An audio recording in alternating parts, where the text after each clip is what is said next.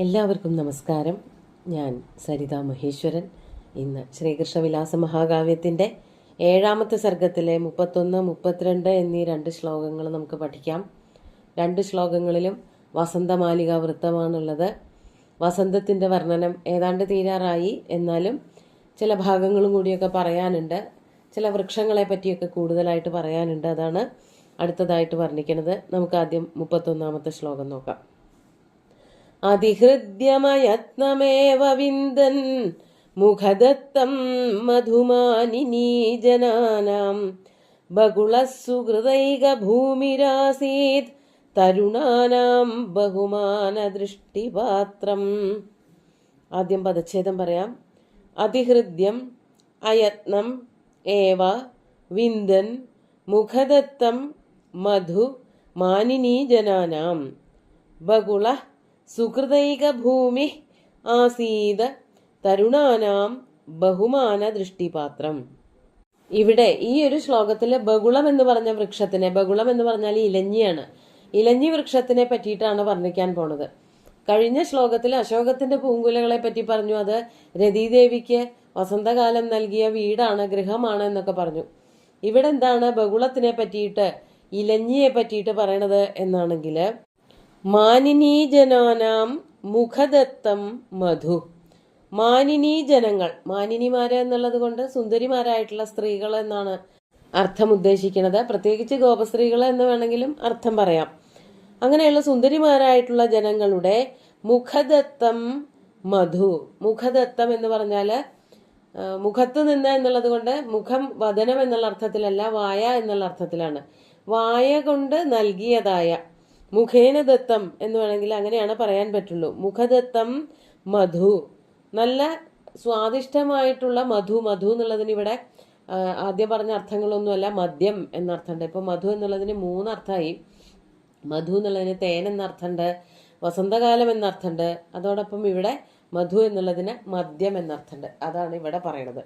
അപ്പോ ആ മധു ഉണ്ടല്ലോ, മുഖദത്തം മധു, വായ് കൊണ്ട് തുപ്പി ഒഴിക്കുന്നതായ, അതാണ് കുലുക്കുഴിഞ്ഞ് തുപ്പുന്നതായ എന്ന് വേണമെങ്കിൽ അർത്ഥം പറയാം. അങ്ങനെയുള്ളതായിട്ടുള്ള മധു. മധു മദ്യം. മധു, ആ മദ്യത്തിന്റെ സ്വഭാവം അവിടെ പറയാണ്. അതിഹൃദ്യം മധു. ഇവര്, ഈ സുന്ദരിമാരായിട്ടുള്ള സ്ത്രീകള് കുലുക്കുഴിഞ്ഞ് തുപ്പുന്നതായിട്ടുള്ള അതിഹൃദ്യമായിട്ടുള്ള, ഏറ്റവും ഇഷ്ടപ്പെട്ട, ബഹുളവൃക്ഷത്തിന് ഏറ്റവും സ്വാദിഷ്ടമായ, അങ്ങനെ വേണമെങ്കിൽ പറയാം, അങ്ങനെയുള്ളതായ മധു, ആ മദ്യത്തിനെ അയത്നമേവ വിന്ദൻ, വളരെ വേഗം കിട്ടി, യത്നമില്ലാതെ തന്നെ കിട്ടി എന്നർത്ഥം.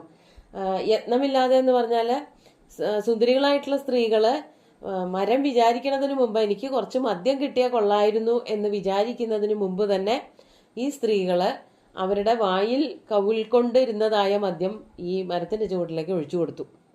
അതിനെയാണ് അയത്നം എന്നുള്ള, അയത്നമേവ വിന്ദൻ, വളരെ വേഗം തന്നെ ലഭിച്ചിട്ട്.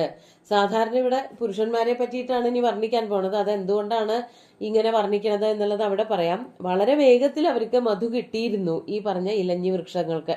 അപ്പോ അതുകൊണ്ട് തന്നെ അയത്നമേവ വിന്ദൻ ബഹുള, അങ്ങനെ വളരെ വേഗം കിട്ടിയവനായിട്ടുള്ള ബഹുള വൃക്ഷം. ഇവിടെ ഒറ്റ ബഹുളത്തിനെ പറ്റിയിട്ടാണ് പറയണത്. ആ ബഹുള വൃക്ഷത്തിനെ ചെറുപ്പക്കാരായിട്ടുള്ള ആണുങ്ങള്, അതാണ് തരുണാനാം, തരുണന്മാർക്ക് ആ ബഹുളവൃക്ഷം എന്തായിരുന്നു? ബഹുമാന ദൃഷ്ടിപാത്രം സുഹൃദൈക ഭൂമി ആസീത്. ബഹുമാന ദൃഷ്ടിപാത്രം, വളരെ ബഹുമാനം അർഹിക്കുന്ന ഒരു നോട്ടത്തോടു കൂടിയിട്ടാണ് അവര് ഈ മരത്തിനെ നോക്കിയിരുന്നത്. വളരെ ബഹുമാനം നൽകിക്കൊണ്ടാണ് അവര് നോക്കിയിരുന്നത്. ബഹുമാനമാകുന്ന, ബഹുമാനം നിറഞ്ഞതായ ദൃഷ്ടിക്ക് പാത്രീഭവിച്ചു ആ വൃക്ഷം. അതോടൊപ്പം തന്നെ സുഹൃദൈക ഭൂമി, അവരെന്താ വിചാരിച്ചത് ആ മരത്തിനെ പറ്റിയിട്ട്? ഈ മരത്തിനോളം ഭാഗ്യം ചെയ്തിട്ടുള്ളതായ ഒരാളില്ല. സുഹൃതാനാം ഏകഭൂമി, എല്ലാ സുഹൃതങ്ങളും ചെയ്തിട്ടുള്ള ഒരാളാണ് ഈ ബഹുളവൃക്ഷം എന്നും. അതുകൊണ്ട് തന്നെ ബഹുമാന നിറഞ്ഞതായ നോട്ടങ്ങൾക്ക് അത് പാത്രീഭവിക്കുകയും ചെയ്തു. അതാണ് സുഹൃദൈക ഭൂമി ബഹുമാന ദൃഷ്ടിപാത്രം ആസീത്. തരുണന്മാർക്ക് ആ വൃക്ഷം വളരെ ഭാഗ്യം ചെയ്ത, അതുകൊണ്ട് തന്നെ ബഹുമാനത്തോടുകൂടി കടാക്ഷിക്കപ്പെടുന്ന ഒരു വൃക്ഷമായി തീർന്നു. അതിന് കാരണം എന്തായിരുന്നു? അതാണ് ആദ്യം പറഞ്ഞത്. അയത്നമേവ വിന്ദൻ മുഖമധു, മുഖത്തിൽ നിന്ന് അതായത് വായിൽ നിന്ന് ഒഴിക്കുന്നതായ കുൽക്കുഴിഞ്ഞ് തുപ്പുന്നതായിട്ടുള്ള മധു മദ്യം വേഗം കിട്ടാൻ സാധിച്ചു ആ മരത്തിന്. അതായത് മരം അങ്ങനെ ഒരു മദ്യം കിട്ടണമെന്ന് വിചാരിക്കുന്നതിന് മുമ്പ് തന്നെ ഈ ബകുളവൃക്ഷത്തിന്റെ ചുവട്ടിലേക്ക് സുന്ദരിമാരായിട്ടുള്ള സ്ത്രീകളെ കുൽക്കുഴിഞ്ഞു തുപ്പി. നേരത്തെ പറഞ്ഞത് അശോകവൃക്ഷം പൂക്കണമെങ്കിൽ സുന്ദരിമാരായിട്ടുള്ള സ്ത്രീകൾ ചവിട്ടി നടക്കണമെന്നാണ് എന്ന് പറഞ്ഞതുപോലെ ബകുളവൃക്ഷത്തിൽ പൂക്കൾ ഉണ്ടാവണമെങ്കിൽ സുന്ദരിമാര് ഇതുപോലെ മുഖം കഴുകുകയും കുൽക്കുഴിഞ്ഞു തുപ്പുകയും ഒക്കെ വേണത്രേ. അപ്പോൾ അങ്ങനെ ബകുളവൃക്ഷം നിറയെ, ഇലഞ്ഞി വൃക്ഷം നിറയെ പൂത്തു നിൽക്കുന്നുണ്ട്. അതിനൊക്കെ കാരണം സുന്ദരിമാരായിട്ടുള്ള സ്ത്രീകളുടെ ഈ വായ് കഴുകലാണ് എന്ന് മനസ്സിലാക്കിക്കൊണ്ട്, മറ്റുള്ള പുരുഷന്മാർക്കൊന്നും ഇത് വേണ്ടതുപോലെ കിട്ടുന്നില്ലല്ലോ, സുന്ദരിമാരായിട്ടുള്ള സാമീപ്യമോ അവരുടെ മുഖമധുവോ ഒന്നും കിട്ടുന്നില്ല എന്നുള്ളതിന്റെ ആ ഒരു അസൂയ ഈ വൃക്ഷത്തിനാണെങ്കിൽ വിചാരിക്കുന്നതിന് മുമ്പ് കിട്ടണുണ്ട് എന്ന് വിചാരിച്ചിട്ട് എല്ലാ തരുണന്മാരും എല്ലാ യുവാക്കളും ആ മരത്തിനെ കുറച്ച് അസൂയയോടുകൂടി തന്നെ കണ്ടു എന്നുള്ളതാണ് ഇവിടെ വർണ്ണിക്കുന്നത്. അതാണ് ഇവർ വിചാരിക്കുകയാണ് ഏറ്റവും വലിയ സുഹൃതിയാണ് ആ വൃക്ഷം എന്നുള്ളത് കൊണ്ട് അതിനെ വളരെ ബഹുമാനത്തോടു കൂടി കണ്ടു. ഈ മനുഷ്യർക്കൊക്കെ അങ്ങനെ വിചാരിച്ചുകൊണ്ടിരിക്കാനാണല്ലോ പറ്റുള്ളൂ. പക്ഷെ മരത്തിനാണെങ്കിൽ വിചാരിക്കുന്നതിന് മുമ്പ് തന്നെ മുഖമധു ലഭിക്കുകയും ചെയ്തു എന്നുള്ളതാണ് ഇവരുടെ അസൂയയ്ക്ക് കാരണമാകുന്നത്. നമുക്ക് അടുത്ത ശ്ലോകം കൂടി നോക്കാം. 32ാമത്തെ ശ്ലോകം നോക്കൂ. വിരഹജ്വരവേദനാ കൃശങ്കീരതുനോത്പ്രോഷിതയോഷിതോ വസന്ത കരുണാപദമാദധാതി ചിത്തേ ന കദാചിന്നനുജാതി വർജിതാനാം. ആദ്യം പദച്ഛേദം പറയാം. വിരഹജ്വരവേദനാ കൃശാംഗീഹി, അതൊറ്റ പദമാണ്. അതുനോത് പ്രോഷിതയോഷിത വസന്ത കരുണാപദം ആദധാതി ചിത്തേ ന കദാചിത് നനു ജാതിവർജിതാനാം. ഇവിടെ കാമദേവൻ എങ്ങനെയാണ് സ്ത്രീകളെ കണ്ടത്, അവരെ എങ്ങനെയാണ് വേദനിപ്പിച്ചത് എന്ന് പറയാണ്. എന്തുകൊണ്ടാണ് അവരെ വേദനിപ്പിച്ചത് എന്നുകൂടിയാണ് വർണ്ണിക്കുന്നത്. വസന്ത, കാമനല്ല വസന്തനാണ് കേട്ടോ. കാമനും വസന്തനും ഒക്കെ ഒരുമിച്ച് തന്നെയാണ് ചെയ്യണത്. വസന്തകാലം എന്തു ചെയ്തു? വിരഹജ്വരവേദന കൃശാംഗീഹി പ്രോഷിതയോഷിത അതുനോത്. വസന്തൻ അവരെയൊക്കെ നല്ലവണ്ണം വേദനിപ്പിച്ചു എന്നാണ് കവി വർണ്ണിക്കുന്നത്. അല്ലാതെ തന്നെ വേദനിച്ചിരിക്കുകയാണ്. അതാണ് വിരഹജ്വര വേദന കൃശാംഗീഹി. ഭർത്താക്കന്മാരുമായിട്ട് വേർപെട്ടിരിക്കുന്നവരാണ് വിരഹജ്വരം.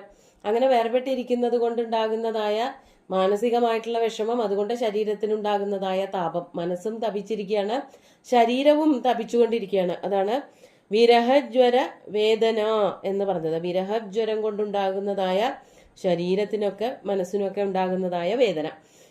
ആ വേദന കൊണ്ട് സ്വാഭാവികമായിട്ട് സ്ത്രീകള് കൃശഗാത്രികളായിത്തീരും. കൃശാംഗീഹി, അംഗങ്ങൾ മുഴുവനും ക്ഷീണിച്ചു പോയത് കൊണ്ട്. കൃശാംഗീഹി അവിടെ ദ്വിതീയ ബഹുവചനമാണ്. അങ്ങനെയുള്ള പെൺകുട്ടികളെ മാത്രമല്ല, അവർ എങ്ങനെയുള്ളവരായിരുന്നു?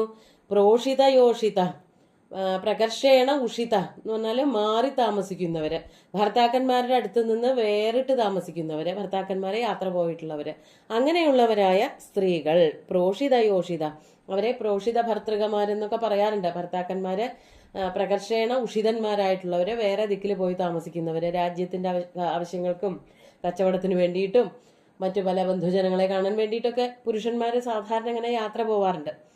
അവരുടെ പത്നിമാരെയാണ് പ്രോഷിത യോഷിത അല്ലെങ്കിൽ പ്രോഷിത ഭർത്തൃകകൾ എന്നൊക്കെ വിളിക്കാറുള്ളത്. അപ്പോൾ അവരെ ഒന്നുകൂടിയും കൃശഗാത്രികളാക്കി വേദനിപ്പിക്കാൻ തുടങ്ങി ഈ വസന്തൻ. അതെന്തുകൊണ്ട്? അപ്പൊ വസന്തൻ ഒരു കുശുമ്പുള്ള ആളാണ്, ഒരു അസൂയക്കാരനാണ് എന്ന് കവി അടുത്ത 2 വരി കൊണ്ട് പറയാണ്.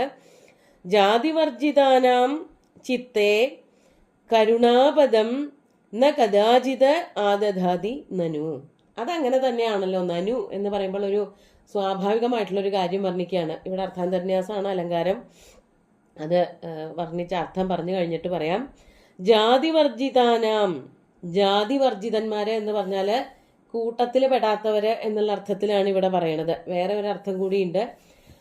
സാധാരണ ഈ കൂട്ടത്തിൽ പെടുന്ന ആൾക്കാർക്ക് അവരെ ഒരേ ജാതിക്കാര്, അതല്ലാത്തവര് ജാതിവർജിതന്മാര് എന്നുള്ള അർത്ഥം എടുക്കാം.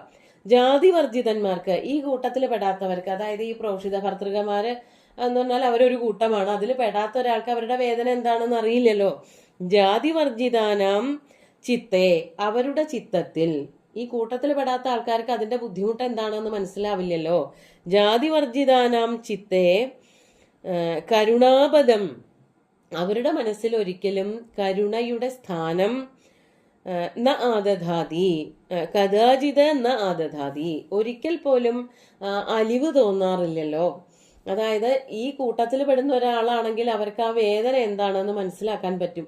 അതിൽ പെടാത്ത ഒരാൾക്ക് ഈ വേദന എന്താണെന്ന് അറിയാൻ പറ്റില്ല. അതായത് ഈ പറഞ്ഞ പ്രോഷിത ഭർതൃകൾക്ക് ഒരാൾ അത് അനുഭവിച്ചിട്ടുണ്ടെങ്കിൽ മറ്റാളുടെ വേദന എന്താണെന്ന് മനസ്സിലാക്കാൻ പറ്റും. എന്നാൽ വസന്തനോ കാമനോ അങ്ങനെ ഒരു ദുഃഖമില്ലാത്തത് കൊണ്ട്, അവര് പ്രത്യേകിച്ച് അവരെ പുരുഷന്മാരായിട്ടാണ് വർണ്ണിക്കുന്നത് എന്നുള്ളത് കൊണ്ട് അവർക്ക് ആ വേദന എന്താണെന്നറിയില്ല. അപ്പൊ ജാതിവർജിതന്മാരായിട്ടുള്ള ഇത്തരക്കാർക്ക് വേദന എന്താണെന്ന് അറിയാത്തത് കൊണ്ട് അവരെ ഒന്നുകൂടി വേദനിപ്പിച്ചുകൊണ്ടേയിരുന്നു. വസന്തൻ പൂക്കളെ കൊണ്ട് വേദനിപ്പിച്ചു, കാമൻ കാമപീഡകളെ കൊണ്ടും വേദനിപ്പിച്ചുകൊണ്ടിരുന്നു. അതോടൊപ്പം തന്നെ ജാതി എന്നുള്ളതിന് മുല്ല എന്നൊരർത്ഥമുണ്ട്, മുല്ലപ്പൂവ് എന്നൊരർത്ഥമുണ്ട്. അപ്പൊ ജാതി വർജിതൻ എന്ന് പറഞ്ഞാല് വസന്തൻ എന്നർത്ഥം വരണത് എങ്ങനെയാണെന്നുണ്ടെങ്കിൽ ജാതി ഇല്ലാത്തവൻ. മുല്ലപ്പൂ ആ കാലത്ത് ഉണ്ടാകുന്നില്ല. അതായത് മുല്ലപ്പൂവിനെ പറ്റി പറയുമ്പോൾ മുല്ലപ്പൂവ് വസന്തകാലത്ത് മാത്രമൊന്നുമല്ല പൂക്കുക, എല്ലാ ഋതുക്കളിലും ഉണ്ടാവും, ഒരു വർഷം മുഴുവനും മുല്ലപ്പൂ ഉണ്ടാവും എന്നുള്ളത് കൊണ്ട് ജാതിവർജിത എന്നുള്ളത് കൊണ്ട് വസന്തനെയാണ് ഉദ്ദേശിക്കുന്നത് എന്നും പറയുന്നുണ്ട്. വസന്തന് ഒരിക്കലും മനസ്സിൽ യാതൊരു തരത്തിലുമുള്ള അലിവ് അല്ലെങ്കിലും തോന്നാറില്ലല്ലോ എന്ന്. ജാതിവർജിത പദത്തിന് വസന്തൻ എന്നുള്ള അർത്ഥം കൂടി കൂട്ടിച്ചേർത്തുകൊണ്ട് പറയുകയാണ് ചെയ്യണത്. അപ്പോൾ അർത്ഥാന്തരന്യാസ അലങ്കാരം പറയണത് എങ്ങനെയാണെന്നുണ്ടെങ്കിൽ വസന്തൻ എന്നൊരാള് ഈ സ്ത്രീകളെ വേദനിപ്പിച്ചു, അല്ലെങ്കിലും കൂട്ടത്തിൽ പെടാത്തവർക്ക് അതിന്റെ വേദന എന്താണെന്ന് മനസ്സിലാവില്ലല്ലോ എന്ന് പറയുമ്പോഴാണ് ആദ്യം പറഞ്ഞ വിശേഷമായിട്ടുള്ളൊരു ഉക്തിയെ സാമാന്യമായിട്ടുള്ളൊരു ഉക്തി കൊണ്ട് സമർത്ഥിച്ചത് കൊണ്ട് അർത്ഥാന്തരന്യാസ അലങ്കാരം വന്നു എന്ന് പറയാം. മറ്റൊരു തരത്തിൽ അർത്ഥം പറയുമ്പോൾ ഈ ജാതി എന്നുള്ളതിന് മുല്ല എന്നുള്ള രീതിയിൽ അർത്ഥം പറയുമ്പോൾ അവിടെ ഈ ഒരു അലങ്കാരം അല്ല, ഈ ഒരു പ്രയോഗം വരില്ല. അവിടെയും വസന്തൻ എന്നുള്ള അർത്ഥം മാത്രമേ വരുന്നുള്ളൂ എങ്കിൽ. നമുക്ക് ശ്ലോകങ്ങൾ ഒന്നുകൂടി ചൊല്ലി നോക്കാം.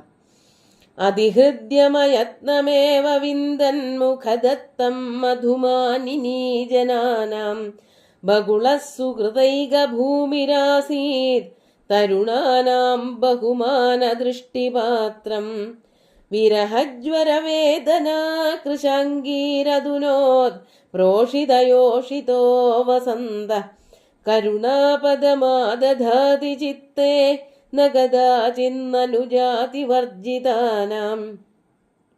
അത് നനു കഥാചിത് ഒരിക്കൽ പോലും അവരുടെ ഹൃദയത്തിൽ ചിത്തേ കരുണാപദം നാദധാതി നനു, അല്ലെ, ഒരിക്കൽ പോലും അവരുടെ ഒന്നും മനസ്സിൽ ഒരു എന്താ പറയാ അവരോടുള്ള ഒരു താല്പര്യം അല്ലെങ്കിൽ വേദനിപ്പിക്കേണ്ട പാവങ്ങളല്ലേ എന്നുള്ള തോന്നല്, ഒരു ചിന്ത ഒന്നും വരില്ല എന്നാണ് കവി പറയണത്. അങ്ങനെ വസന്തവും കാമദേവനും കൂടി ഒരുമിച്ച് സ്ത്രീകളെയും പുരുഷന്മാരെയും ഒക്കെ വേദനിപ്പിച്ചുകൊണ്ടിരിക്കുകയാണ്.